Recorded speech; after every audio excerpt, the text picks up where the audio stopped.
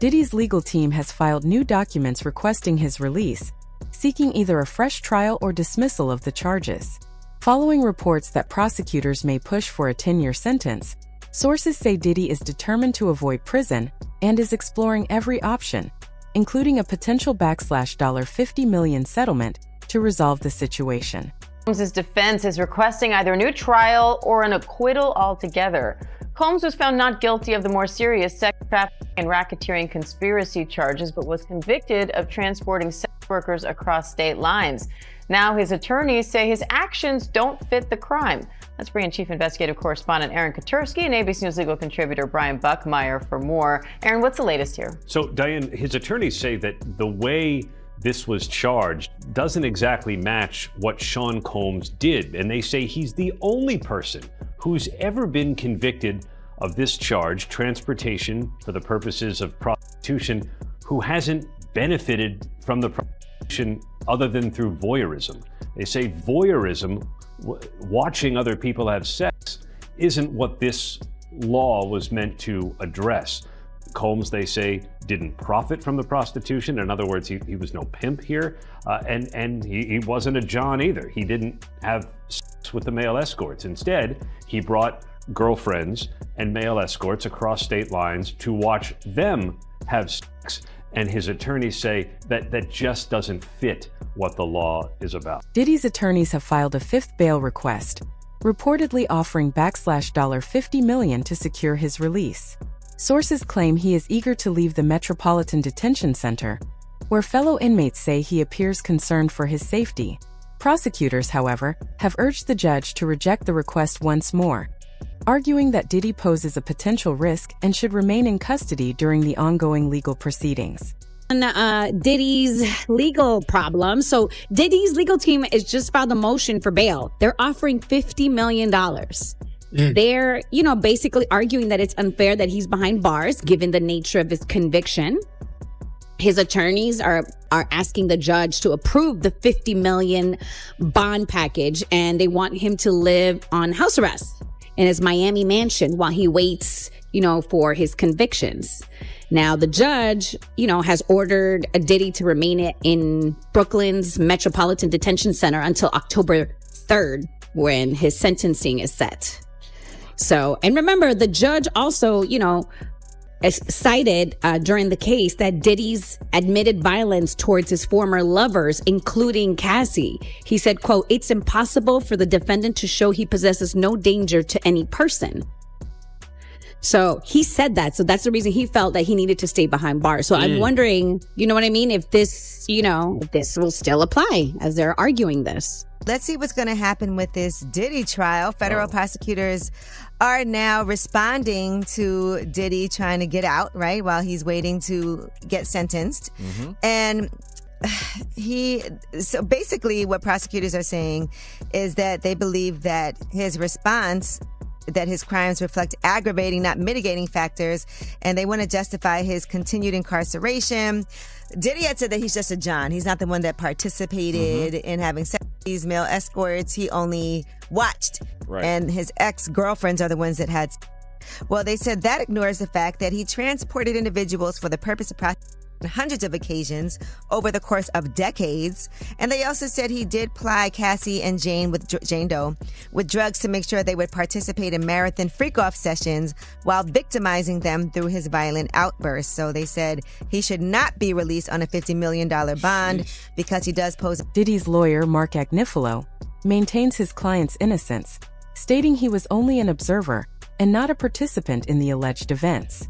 Critics dispute this, noting claims that he was involved in organizing and facilitating the gatherings. Sure. So the Mann Act was passed in 1910, and it's changed a few times through the years. But really what it's geared at, what it's focused on, is prosecuting people who make money from the business of prostitution. And that's not the allegation against Mr. Combs. The allegation of Mr. Combs, what the jury found, essentially was that he was a user of services provided by sex workers, essentially a John, for lack of a better word. And the Mann Act just historically hasn't been applied to Johns. It's a financial statute. It's really been applied at people who look to make money from prostitution. And so since that's not how it's being applied here, we made the argument that we have to, under the case law and the statutes in this area, that this is an exceptional reason, and that Mr. Combs should be considered for release on bail because of it. Well, Diddy is upping his offer to the government. He wants out of jail right now. You know that he is still behind bars at Brooklyn MDC while he is awaiting his sentence in October. But right after he was sentenced, they tried to get out on bail. They made an offer. They said, we'd like for him to be released on $1 million bail. The judge shut that down. So now it's like he's playing Let's Make a Deal, right? How about this, Your Honor? What if we offer a $50 million bail package? The money has gone up, but the reason that he thinks he should get out is because he says what he's convicted of were non-violent offenses. And he's right. He's right that he was convicted on 2 counts of the Mann Act. The Mann Act is hiring a prostitute and taking the prostitute across state lines. It's a nonviolent crime. Judge Arun has reportedly shown little interest in repeated bail requests from Diddy's legal team, expressing concerns about public safety and supporting his continued detention. With no federal sentencing limit in this case, a life sentence is possible, and prosecutors are now seeking a harsher penalty if he is ultimately convicted. Our prosecutors put in an opposition to Diddy's bail request, and the prosecutors say they're actually looking for a more lengthy sentencing than what they originally thought. In this opposition, the prosecution is laying out the fact that the judge already denied Diddy's bail for being a violent person, and they hone in even more into Diddy's alleged violence against people. Prosecutors are saying that Diddy has actually been lying when he said that he didn't commit violence between his breakup with Cassie Ventura in 2018 up until 2024 with his incident with Jane. Let's go ahead and jump right into this motion. The government says despite the court's clear ruling that the defendant must be detained pending sentencing following his conviction on 2 felony counts, the defendant moves again for bail. The defendant's detention pending sentencing is mandatory. There is no exceptional circumstances justifying his release. Even if there were, the defendant cannot demonstrate by clear and convincing evidence that he is not a danger to the community. This court properly denied the defendant's request for bail on July 2nd of 2025, and the defendant has failed to present any reason for the court to reconsider its ruling. The court should deny the defendant's motion on this again on that basis alone, but then they get into listing more reasons. The defendant has failed to meet the strict standard for reconsideration. As an initial matter, the defendant's motion is untimely under Rule 49 because the motion was filed 27 days after the court's July 2nd, 2025 bail determination. The defendant fails to meet Rule 49, which is a 14-day deadline. In early July, Combs was convicted on 2 prostitution-related charges, each carrying a maximum sentence of 10 years. He was found not guilty on the more serious racketeering charges. Today's a great victory.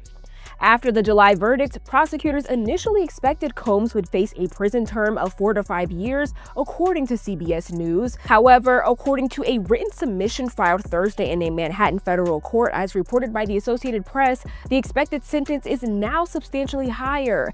The submission also opposed Combs' request to be released on a $50 million bail ahead of his October 3rd sentencing.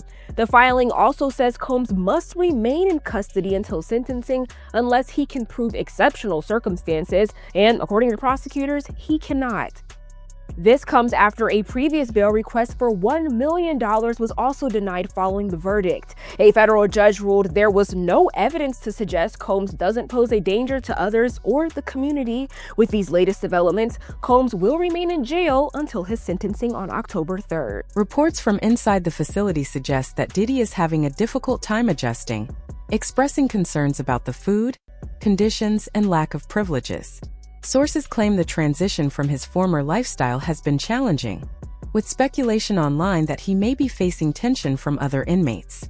While unconfirmed, these rumors include possible intimidation attempts, contributing to fears for his safety as he navigates life under much stricter circumstances than he was previously accustomed to.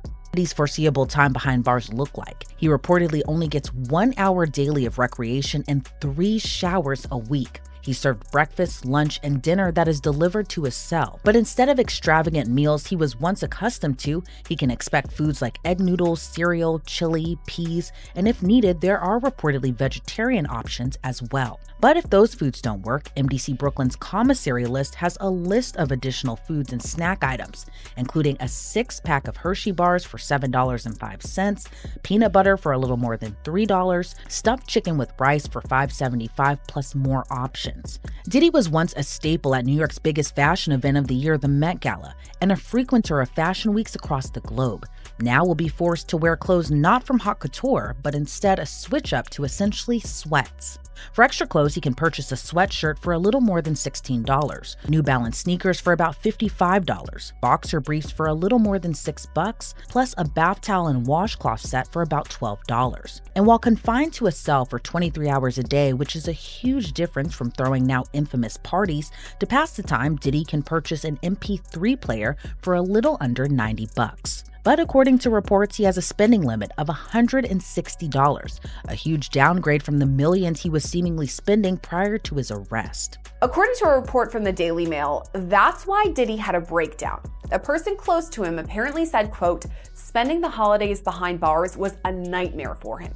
If we're to believe all this, Diddy had a meltdown in his cell and begged the guards to take him to the hospital for observation, but they refused. This same friend or person told the Daily Mail, quote, "He eventually managed to calm himself down with the meditation technique he's been using while he's been behind bars. It took him a few hours of deep breathing and focusing to get out of the bad space he was in, but he finally managed it." This isn't the first time Diddy's mental health has come into question while he's been at MDC. When he first arrived, he was on suicide watch, which the U.S. Department of Justice National Institute of Corrections describes as supervisory precautions taken for suicidal inmates that require frequent observation. Diddy's watch was only temporary, though. He was housed in a special protective unit of the jail after that for the first few weeks of his stay. But Diddy right now is in Gen Pop, meaning general population, the place where majority of the inmates stay. And that's where he apparently had this meltdown over the holidays, at least according to one source. Some critics argue that Diddy poses a serious risk to the public and should remain in custody. Speculation online suggests that powerful industry figures may be working against him, with unverified claims linking this to his 2023 lawsuit against Diageo. In that case, Diddy accused the beverage giant of racial discrimination and breaching a billion-dollar agreement involving Ciroc and De Leon tequila. While there is no confirmed evidence connecting these allegations to his current legal troubles, the timing has fueled ongoing debate and conspiracy theories about whether outside forces are influencing his situation. 2013, De Leon Tequila co-ownership. Diddy and Diageo jointly acquired De Leon Tequila, making it a deeper investment relationship. May of 2023, Diddy sues Diageo. Diddy filed a lawsuit accusing Diageo of neglecting the De Leon brand, racial discrimination, claiming they marketed it as an urban product and failed to treat him as a true business partner. Then in January 2024, they settled out of court. Diageo and Diego settled the dispute out of court. While details still remain sealed, the settlement marked the end of their business relationship. So this is from 2007 till 2024, 17 years. Could they have protected him? I don't know. Their CEO currently today is Deborah Ann Crew. She was a former intelligence officer in the military. Once intelligence officer, forever you're an intelligence officer. Who knows what happened? We don't know the relationship. We're not going to make any accusations. All we know is, could this have been a protection where they were at the parties and they knew things that were taking place and are like, wait, what do you want to do to us? No problem. Boom, drop the bomb. I don't know. All I'm saying is the timing is kind of strange. Maybe even they wanted to kind of be like, look, we know what's about to be dropped on this guy. We want to have nothing to do with you. We're out. Here's some money. You stay quiet. We'll pay you, but we want to get out of here. The only thing at the time is kind of crazy is January 2024, they settle. 2 months later, remember what we're sitting there doing and minding our own business? And you hear, March of 2024, the feds are raiding Diddy's Miami home and his LA home. For what? What are they trying to get? And you saw them pulling out all these boxes. What's going on over here? Federal agents raided his Miami and LA home, seizing 90 terabytes of digital data. What are you taking? Bunch of letters he wrote? The Metropolitan Detention Center has a long-standing reputation for controversy, with past incidents raising concerns about inmate safety. Authorities are currently conducting a federal investigation into alleged misconduct within the facility. Reports suggest that Diddy is eager to secure release, fearing potential risks in the environment and wanting to leave before any further issues could arise. No jail or prison is expected to be a five-star hotel, we know that, but it's not supposed to be a house of horrors either. Yeah, the troubled and violent Metropolitan Detention Center in Brooklyn housing Sean Diddy Combs raided by the feds today. They're investigating poor conditions, rampant drug smuggling, mounting violence, and repeated inmate deaths. Eyewitness News reporter Darla Moss live at the scene in Sunset Park with what's really going on. Darla. Well, Bill, the Bureau of Prisons will only say this is an interagency operation to maintain a safe environment, but sources tell ABC News that inmates are not the target, and attorneys who've been seeing clients here for years say the timing is very curious. Charges, to all of which he's pleaded not guilty. There's no VIP section, there is no concierge, only conmen, and kingpins. MDC is so bad, federal judges have questioned the harsh conditions for those here awaiting trial. So bad I was here 2 years ago during a cold spell, reporting on detainees with no heat, pounding on windows for help. There was even a congressional inquiry. But take the word of a former inmate I spoke with who goes by Esco. It's terrible. The food is terrible. Of course, the inmates are terrible. The guards are terrible. The conditions are terrible. It's just terrible. The inmates that you're surrounded around, just in general, a lot of them are brought up on pretty heavy federal indictments, right? So just in terms of the atmosphere there, it's just certainly one that no one wants to be in. Combs was placed in a special housing unit and on suicide watch, the standard protocol for high-profile celebrity detainees. The disgraced mogul was denied bail by 2 separate judges. His attorney, Mark Agnifilo, asked the court to transfer him to the federal detention section at the Essex County Jail, but the judge deferred to the Bureau of Prisons. Federal trial attorney Philip Hamilton says lockdown can mean a lot less time to prepare your defense. Diddy's legal team is actively working to appeal his convictions, hoping for a rare outcome that could secure his release. Supporters believe that if his convictions were overturned, it would mark a major turning point in his case.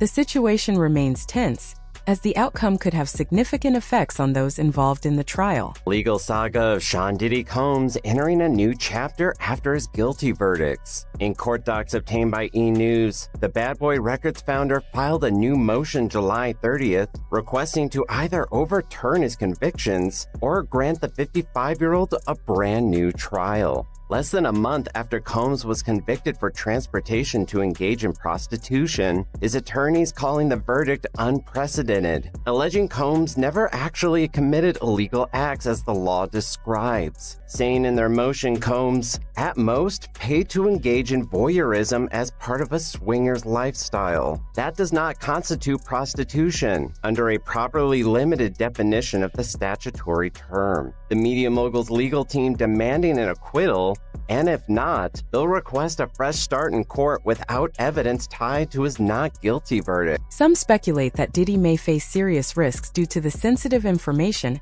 he reportedly holds about influential figures, events, and business dealings from his decades in the industry.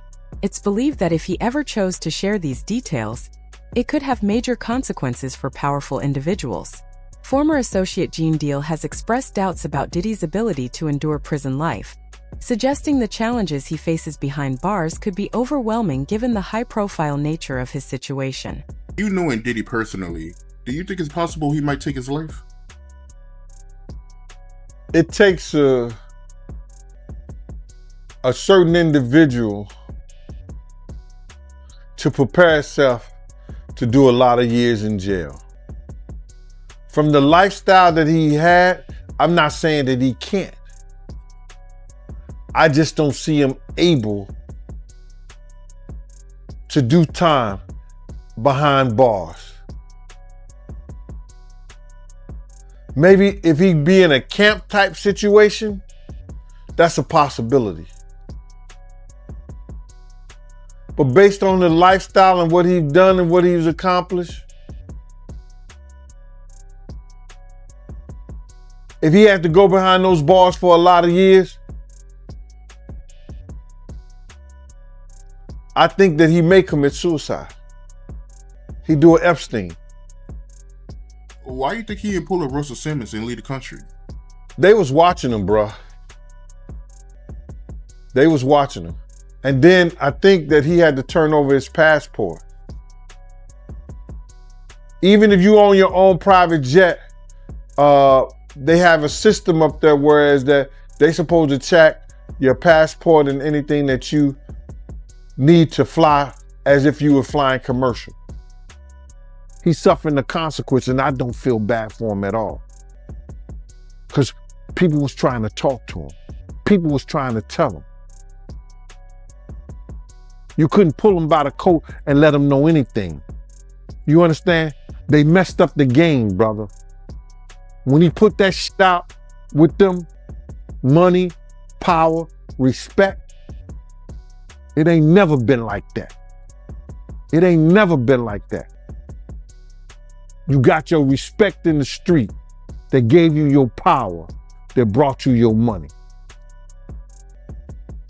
Totally different thing. He let that money, power, and respect go to his head, but he had it ass backwards. So do I care what happened? Nah. He got enough money to buy his way out of this. So we think. So when you look at that video of him pacing around and he's looking worried, and you knowing him, do you think it's possible that he might commit suicide?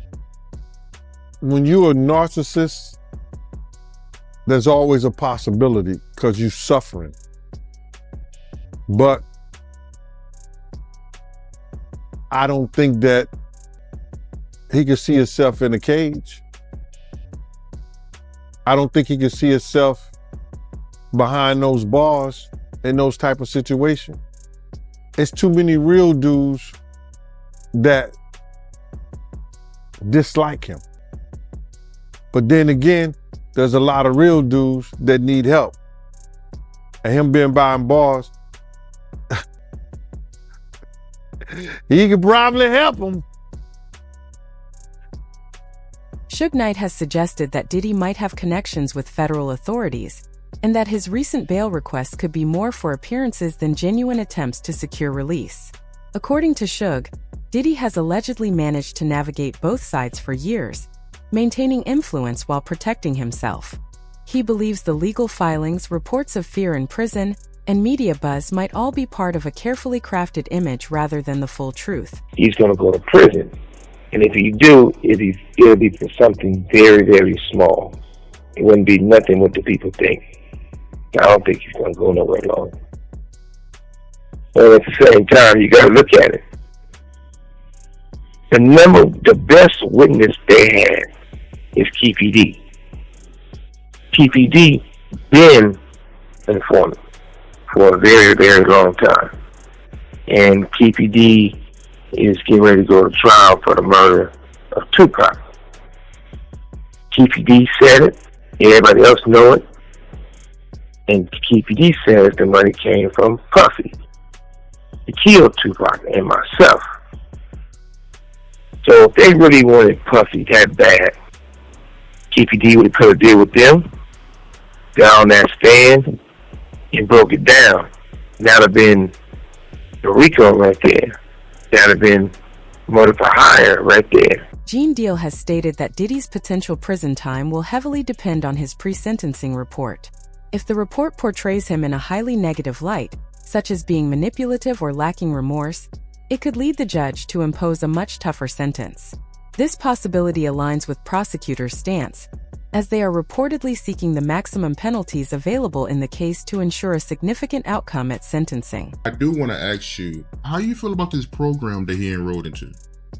Well, the programs that they put him in is because of he's getting close to release, or he may be released. So the Bureau of Prisons for the federal government has to give him a program based on his crime that he committed. You know what I'm saying? He did commit a crime. he is going to jail for committing a crime, but the time is going to be based on his pre-sentence report. So now, in the pre-sentence report that the probation officer, the federal probation officer do, they go by the history. If he had any criminal history, they go by the criminal history. They go by the history, the crime. They go by what the victim statements and all that. And they do this report that they submit to the judge. And submitting that report to the judge is going to have what they believe based on the guidelines of the prison system, the guidelines of the correctional sets up based on what the time he'll do based on the crime. Now, the crime, and let's get this straight, the crime that he committed is based on the Mann Act. And that ranged anywhere from probably 22 to 54 months. Do you believe Diddy's time in prison is part of a larger strategy? Or is it simply the result of consequences catching up with him? Share your thoughts in the comments. Remember to like, share, and subscribe so you don't miss future in-depth coverage of the stories and perspectives that often remain hidden from the public eye.